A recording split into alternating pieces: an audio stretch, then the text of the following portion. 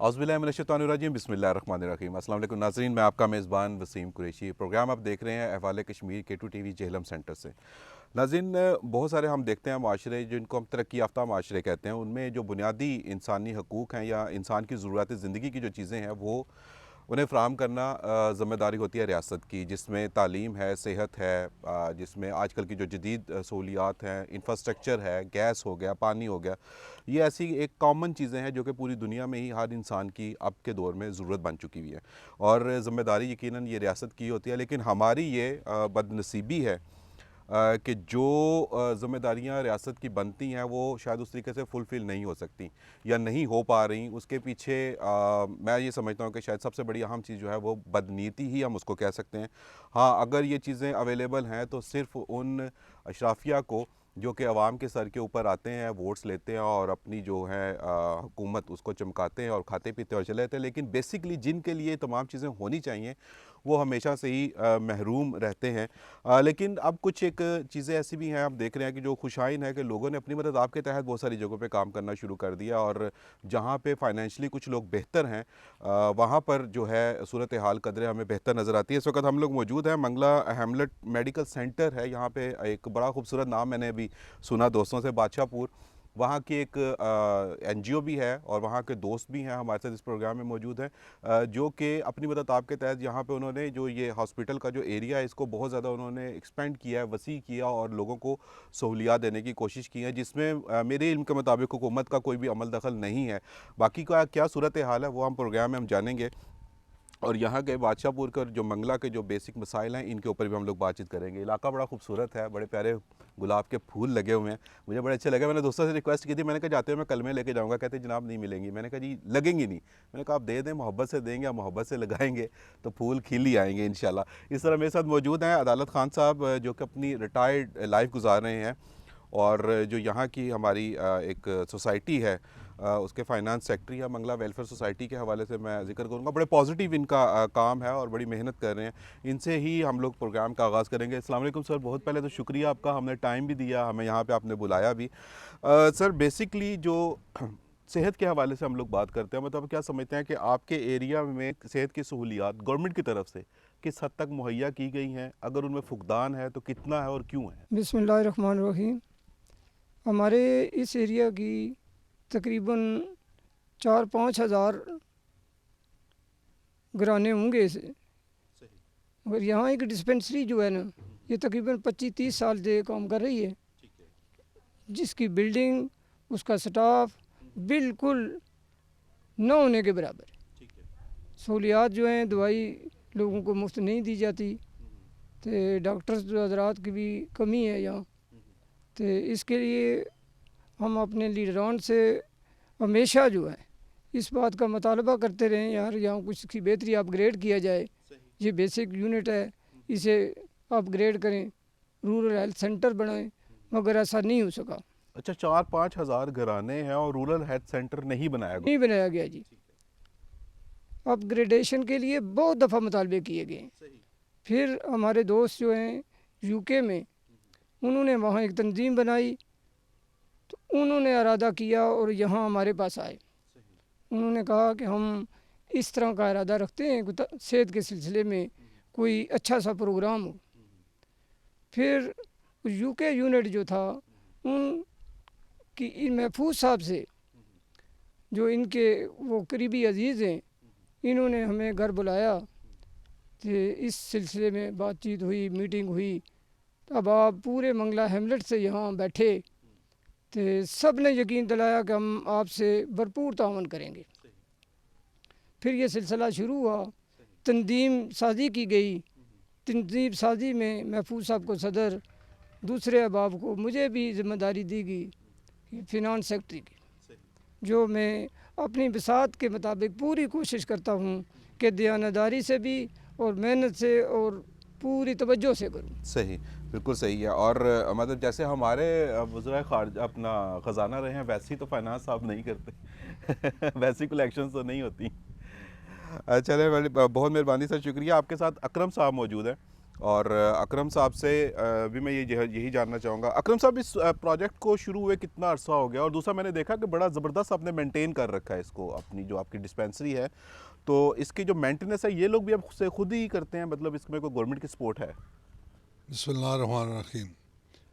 Sir, जहाँ तक आपका क्वेश्चन है कि यहाँ की मेंटेनेंस मेडिकल सेंटर की, ये सारा कुछ जो है ना, यहीं हमारे जो स्टाफ है वही सारा कुछ करता है। इसकी साफ़ सुथराई का काम भी और इसको मेंटेन करने के लिए भी। उसके अलावा जो है ना, बहुत सारे जो है ना हमारे मुखय्यर हजरात जो है ना, हमारे दोस्त इंग्लैंड में, वहाँ से लोग जो आते हैं, वो सारे लोग हमारे इस मामले में मामनत करते हैं, माली भी, और दूसरी तरफ भी मामनत ऐसी करते हैं कि ये चीज़ यहाँ नहीं, यहाँ होनी चाहिए, ऐसे नहीं, ऐसे होनी चाहिए। ये सारा कुछ हम मिल के करते हैं। जितने स्टाफ यहाँ है, डॉक्टर साहिबान हैं, बाकी एडमन साहब हैं, बाकी हम जो दोस्त सारे बैठे हुए हैं, सारे मिल के इसकी मतलब देखभाल करते हैं और इसको साफ़ सुथरा और लोगों को अच्छे से अच्छी सहूलत जो है ना वो मुहैया करने की कोशिश करते हैं कि जो लोग इस चीज़ के हकदार हैं उनको ये सब चीज़ें जो है ना। ये बताइएगा कि गवर्नमेंट की सतह के ऊपर क्या लोग विजिट करते हैं या आके देखते हैं इसको, कि मतलब कई बार तो ऐसा होता है ना कि जी क्योंकि सरकारी जगह तो आपने इसमें चेंजिंग क्यों की, या कोई अपने तौर के ऊपर आप कोई काम क्यों कर रहे हैं, इस तरह की कोई रुकावट तो नहीं है? नहीं सर, उसमें हमें कोई रुकावट नहीं मिली है।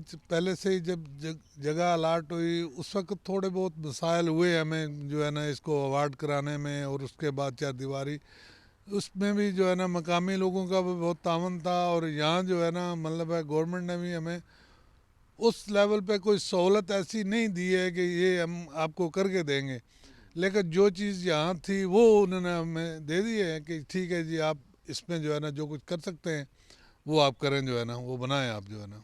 और ऐसे कौन से अहम मसाइल हैं आपके इलाके के या बादशाहपुर के जो आप समझते हैं कि जिनके ऊपर हेल्थ के अलावा भी जिनके... सर, मंगला हेमलेट के बहुत बड़ी आबादी है और बहुत मसाइल है।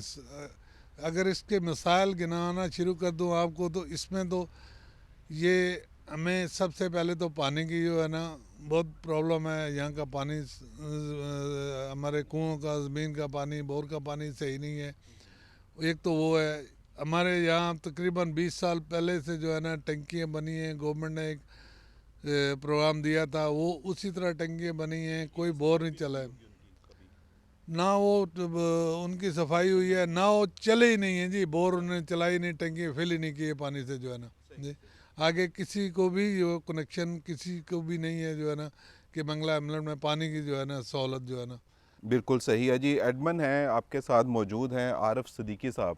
और आरिफ, आपकी तो खासी ज़िम्मेदारियाँ होंगी जिनके ऊपर मैं आपसे बातचीत करूंगा, लेकिन एक चीज़ और भी साथ में चलती है जिसको हम लोग कहते हैं कि ब्रेक। छोटी सी एक ब्रेक ले लेते हैं, मिलेंगे ब्रेक के बाद। वेलकम बैक नाजरीन। हम लोग इस वक्त मौजूद हैं मंगला हेमलेट मेडिकल सेंटर में, और यहाँ के जो मामलात हैं और यहाँ की जो करीबी आबादी है, जिसमें एक अहम जो इलाका है, गांव है, जिसका नाम है बादशाहपुर, बड़ा साफ़ सुथरा, बड़ा ज़बरदस्त इलाका है। वो उनके जो मसाइल हैं उसके ऊपर हम बातचीत कर रहे हैं, और आरिफ सिद्दीकी साहब से मैं बात करना चाह रहा था ब्रेक से पहले। तो आरिफ साहब, आपसे बहुत सारे सवालात यहाँ पर बनते हैं क्योंकि आप एडमिन हैं यहाँ पे, तमाम मामलात को देख रहे हैं। पहले तो बताइएगा, सबसे पहले जो चीज़ है यहाँ पे कि जो मेडिसिन है आपके पास, वो कितनी अवेलेबल होती हैं, और कौन कौन सी बीमारियां हैं जिनके लिए डॉक्टर्स आपके पास मौजूद हैं? जी, बिस्मिल्लाहिर्रहमानिर्रहीम।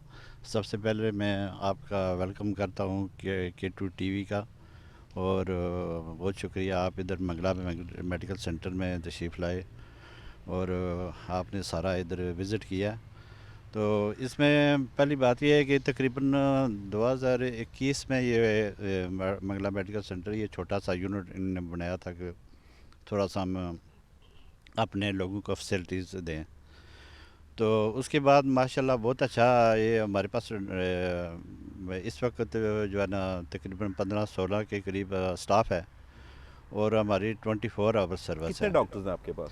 हमारे पास 2-3 डॉक्टर हैं, और एक यानी कि मॉर्निंग शिफ्ट में होते हैं, एक इवनिंग शिफ्ट में होते हैं।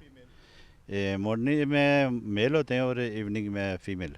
लेडी डॉक्टर रखी हुई है। ज़्यादातर पेशेंट कौन से आते हैं यहाँ पे, और ऑलमोस्ट आप रोज़ के कितने पेशेंट यहाँ पर देखे जा सकते हैं, चेक किए जाते हैं? ज़्यादातर डिपेंड होता है कि यहाँ की इस हर एरिया का डिफरेंट डिफरेंट सिचुएशन। यहाँ पर शुगर के पेशेंट बहुत ज़्यादा आते हैं, उसके बाद हार्ट के रिलेटेड पेशेंट हैं, और उसके बाद मैदे के जिस तरह मसाइल हैं उसके। जच्चा बच्चा को भी लुक आफ्टर किया जाता है? जिच्चा बच्चा भी लुक आफ्टर होता है, लेकिन इस तरीके से हमारे पास इतनी बड़ी फैसिलिटीज़ नहीं हैं। तो अगर कोई इमरजेंसी बने तो फिर आपको मीरपुर जाना पड़ता है उसमें? जी, और अगर वो ऐसी हो तो हम उनको रेफ़र कर देते हैं मीर पर। जब ये हमारा ये दूसरा यूनिट स्टार्ट हो गया तो फिर हम उसके लिए कुछ इंशाल्लाह करें। एम्बुलेंस अभी हमारे पास नहीं है। वो हमारे एक यहाँ इस एरिया में एक एम्बुलेंस, अगर कोई एमरजेंसी हो तो हम उनको फ़ोन करते हैं, वो आ जाते पेड आती है वो? जी, पेड आती है। और ऐसा सम टाइम ऐसा होता है कि कोई पेशेंट गरीब है, वो अफोर्ड नहीं कर सकता, तो हम जो है ना वेलफेयर ट्रस्ट की तरफ से पैसे दे देते हैं उसको किराया। इतने शर्म और अफसोस का मकाम है कि इस दौर में जहाँ पे आप 4-4 करोड़ रुपए की गाड़ियाँ अपने प्रोटोकॉल के साथ लेकर घूम रहे होते हैं, वहाँ पे एक हेल्थ सेंटर में एम्बुलेंस जो कि एक बेसिक ज़रूरत है वो मौजूद नहीं है। हाँ, अलबत्ता ये ज़रूर होता है कि एम्बुलेंसेस कागज़ों में चलती रहती हैं, वैसे वो खड़ी रहती हैं, फिर उसके बाद उनकी नीलामी कर दी जाती है। अभी रिसेंटली जेलम में भी कुछ एम्बुलेंसेस की जो है वो नीलामी की गई है, उनको औने पौने बेच के, और वो पैसे जो है वो फिर हड़प कर लिए जाते हैं, और उनके डॉक्यूमेंट्स भी नहीं दिए जाते ताकि वो कागज़ों में चलती रहें कि वो कागज़ों में जो है वो चल रही हैं। और मतलब इस तमाम चीज़ के ऊपर आके जो आपकी हेल्थ मिनिस्ट्री है, उन लोगों को मैं तो ये कहता हूँ कि उन लोगों को शर्म आनी चाहिए इन तमाम मामलात को देखते हुए कि आप किस मुंह से इतने प्रोटोकॉल्स लेकर और इतनी बड़ी बड़ी गाड़ियों में घूमते हैं कि आपके हेल्थ सेंटर्स जो हैं वहाँ पे एम्बुलेंसेस तक मौजूद नहीं है। आपके साथ मौजूद हैं हमारे एक और दोस्त हैं, प्रोफेसर अज़हर शहजाद साहब, और शोबा तालीम से वाबस्तगी है अज़हर शहजाद साहब की। अज़हर भाई, तालीम का आप क्या समझते हैं कि माशरे के अंदर क्या रोल हो सकता है? बड़ा वैसे अगर समझने वालों के लिए तो बड़ा सवाल है, अगर वैसे इसको देखा जाए तो फजूल सा भी सवाल है, लेकिन आप इस पे क्या रोशनी डालेंगे?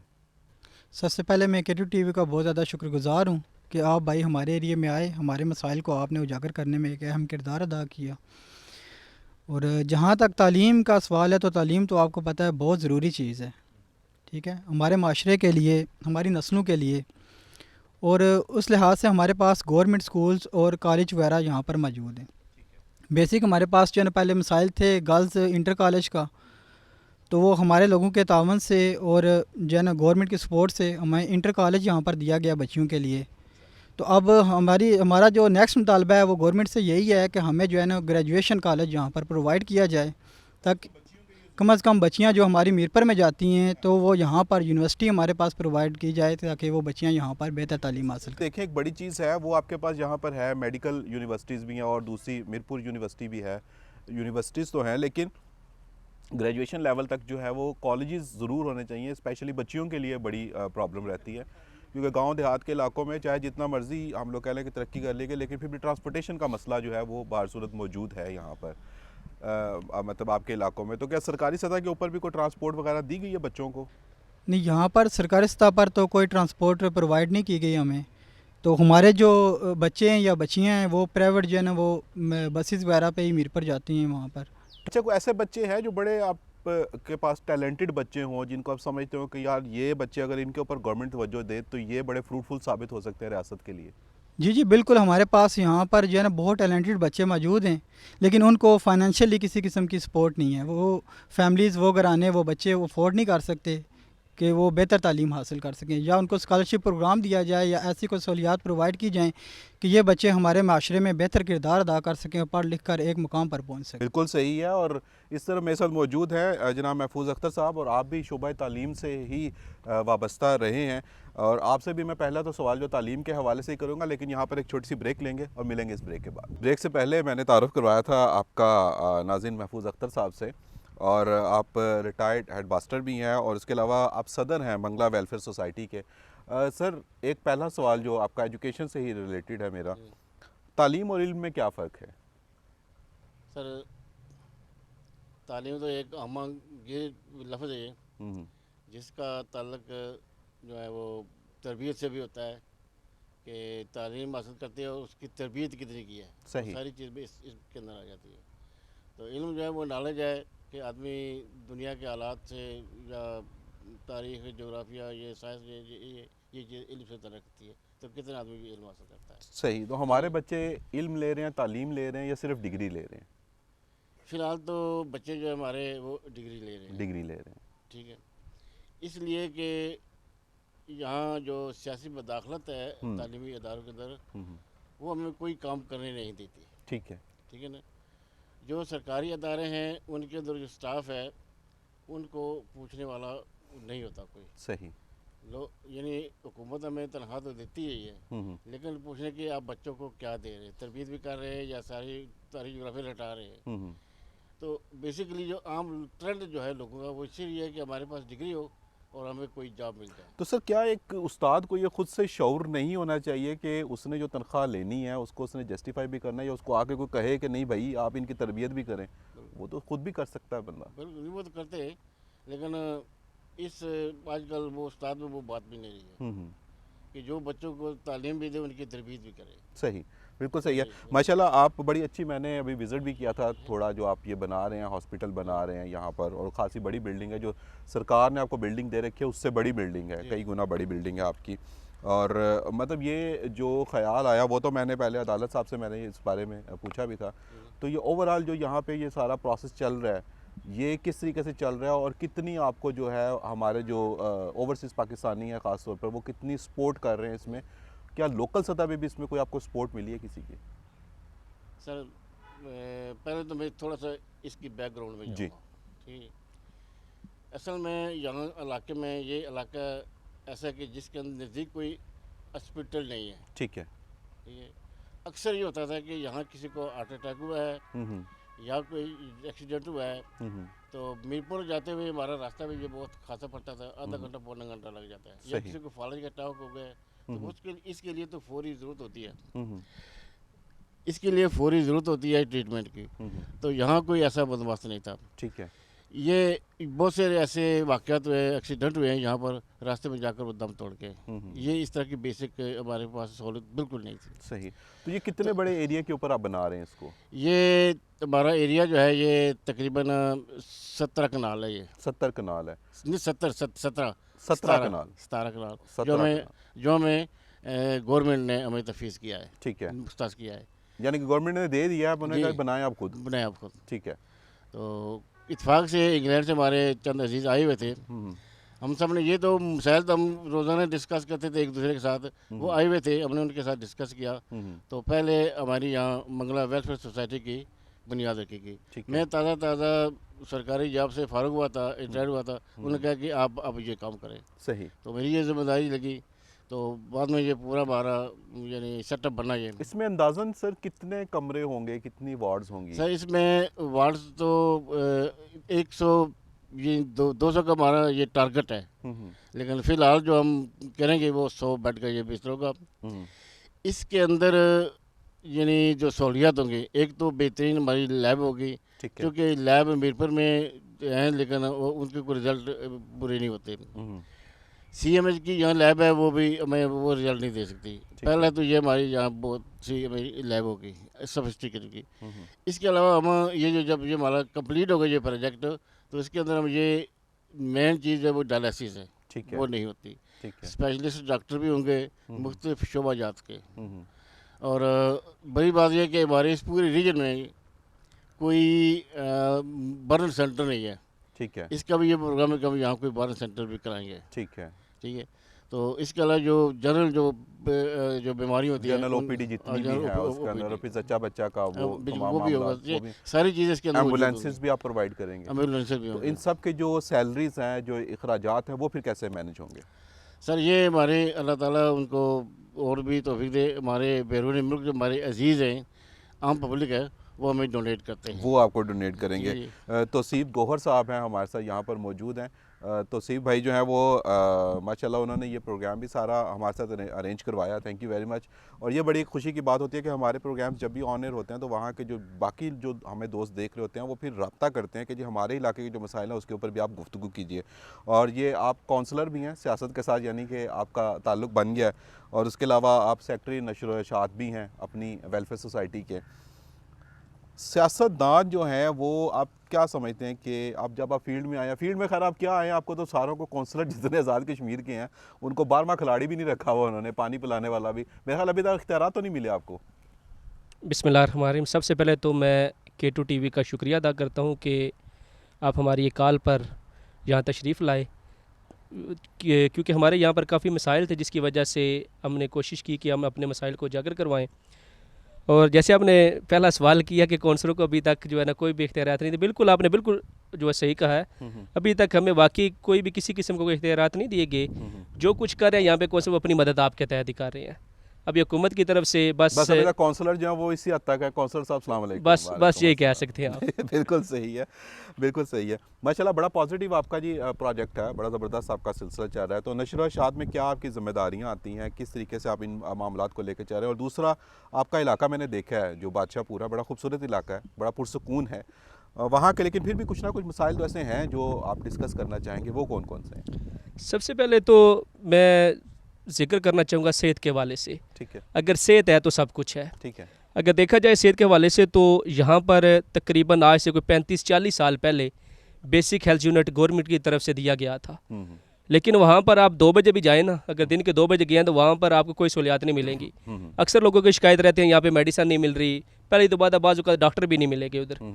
तो उसको मद्देनज़र रखते हुए हमारे जो ओवरसीज़ भाई हैं उन्होंने जब ये चीज़ें देखी कि अभी तो गवर्नमेंट भी इस तरफ कोई तवज्जो नहीं दे रही, तो उन्होंने अपनी मदद आपके तहत मंगला वेलफेयर सोसाइटी जो है ना यहाँ पर शुरू करवाया काम, जो अल्हम्दुलिल्लाह जिसका काफ़ी हद तक काम हो चुका है। और अगर सेहत है तो सब कुछ है। इसके बरक्स अगर दूसरा जो यहाँ पर सबसे जो बड़ा मसला वो पानी का मसला है। ठीक है। मैं देखने वाले नाजरीन को ये भी बताना चाहूँगा साथ साथ कि जैसे सेहत के हवाले से ये हमारे जो ओवरसीज़ भाइयों ने मंगला वेलफेयर ट्रस्ट और मंगला वेलफेयर सोसाइटी ने सेहत के हवाले से ये प्रोजेक्ट शुरू किया, उसको मद्देनज़र रखते हुए पानी का मसला था यहाँ पर बहुत ज़्यादा, वो भी हमारा फिल्ट्रेशन प्लांट उसका भी जो है ना वो काम शुरू हो चुका, आज उसका भी लंटर पड़ रहा है। अच्छा। इंशाल्लाह चंद दिनों तक इंशाल्लाह वो भी हम बकायदा सरकार कर रही है या अपनी मदद नहीं आप कर नहीं रहे हैं? ये जो कुछ कर रहे हैं ये मंगला वेलफेयर जो है ना वो अपनी ट्रस्ट मदद कर आपके रहा है। तहत जी कर जी रहे हैं, जी सरकार जी नहीं कर रही। नहीं ठीक है। सरकार कुछ नहीं कर रही। ठीक है। सरकार ने जो आज से 20-25 साल पहले किया था वो आप देख सकते हैं, बैक साइड पे इधर टैंकियाँ बनी हुई हैं, पंप बने हुए हैं, एक दिन भी पानी नहीं दिया गया। वो भी अब जो जितनी भी लाइनें पड़ी वो नकारा हो चुकी हैं, उसका कोई बंदोबस्त नहीं, पीछे ना देखा गया उसको, ना कोई उसको चेक किया गया। तो वोटें मांगने का आपको भी तजर्बा है, लोग भी आते हैं यहाँ पे मांगने के लिए, तो वो जो सरकार के लिए फिर एक चुल्लू भर पानी तो होना चाहिए थोड़ा। ये तो ज़हरी बात है क्या? क्योंकि जब तक आपको आपके बुनियादी हकूक़ नहीं मिलेंगे हाँ। तो मैं तो यही कहता रहता हूँ कि आपको कोई सियासत चमकाने का लीडर बनने का जो है ना वो फिर शौक़ नहीं होने चाहिए। अगर आप बुनियादी हकूक़ लोगों को नहीं दे आपको सकते हक ही तो नहीं है जिस बात जी का, जी बिल्कुल। तो फिर आपको आपके लिए शर्म का मकाम है कि जिसके लिए आप बने हैं। मुझे हज़रत उमर का वो कौल याद है कि अगर नहर फरात के किनारे हाँ। अगर कुत्ता भी मर गया तो बरोज़े क्या मुझसे उसे पूछा जाएगा। लेकिन आज के जो लीडरान, आज के जो फ़िरौन बने बैठे हैं, उनके कोई पता नहीं कि क्या कुछ हो रहा है या क्या नहीं हो रहा, बस अपनी अय्याशियों में पड़े हुए हैं।